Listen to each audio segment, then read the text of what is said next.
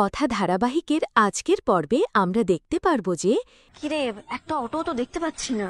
ঋতু তো কি বলতো তোরা এলি আমার বিয়েটা আটকাতে আর আমার বিয়ের জন্য রাজি হয়ে গেলি। শাড়ি কিনতে নিয়ে যাচ্ছিস আমায়।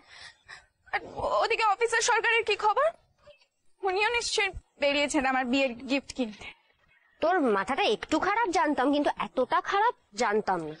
কিন্তু সত্যি মনে হচ্ছে প্রত্যয়দা এখন তোর বিয়ের জন্য গিফট কিনতে বেরিয়েছে, নাকি চুপ করে ঘরে বসে আছে? উনি কি চুপ করে ঘরে বসে থাকার মানুষ? আমি জানি তোর সত্যি সত্যি মনে হচ্ছে আমরা তোকে শাড়ি কিনতে নিয়ে যাচ্ছি, কিন্তু সেটা তোর ভুল ধারণা। তাহলে কোথায় নিয়ে যাচ্ছিস? ঋতু, সেটা গেলেই জানতে পারবি।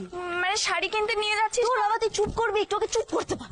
একটা কাজ নিজে করতে পারিস না তুই, চাকরির চিঠি জমা দিবি সেটাও পারবি না, তারপরে সংসার করবো বলে লাফাবো, কিন্তু সেটার ব্যবস্থা নিজে করতে পারবি না। তাই আমরা যেটা করছি সেটার উপর চোখ বন্ধ করে ভরসা করা, চুপ করে চল। আরে আমাকে বল, আমি তো কিছু বুঝতে পারছি না কি হচ্ছে, আমাকে একটুখানি বল।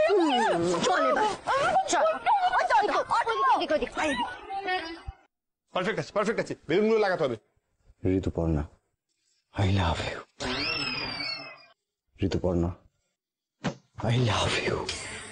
এই তো বাহ বাহ বাহ বাহ, দেখ দেখ প্যাটি দেখ, তোর ভাই বোনেরা কি করেছে দেখেছিস? পুরো অকাল ভ্যালেন্টাইন্স ডে নামিয়ে দিয়েছে। হ্যাঁ কি করছিস? কেন বসে আছিস কেন? গম মেরে ওট ওট ওট। আর এই যে তাড়াতাড়ি কাজগুলো শেষ করতে হবে তো। আরে কি করছিস? দুজন মিলে এখানে দাঁড়িয়ে আছিস? এই ওদিকে গিয়ে কাগজগুলো লাগা, তাড়াতাড়ি তাড়াতাড়ি, দেরি করিস না। এই অস্ত্রী, ওইদিকে কাজটা করতে হবে। হ্যাঁ আমরা এই অস্ত্রীকে বলবো না। আর তুই এখানে কি করছিস? বেলুন টুকুর টুকুর টুকুর টুকুর।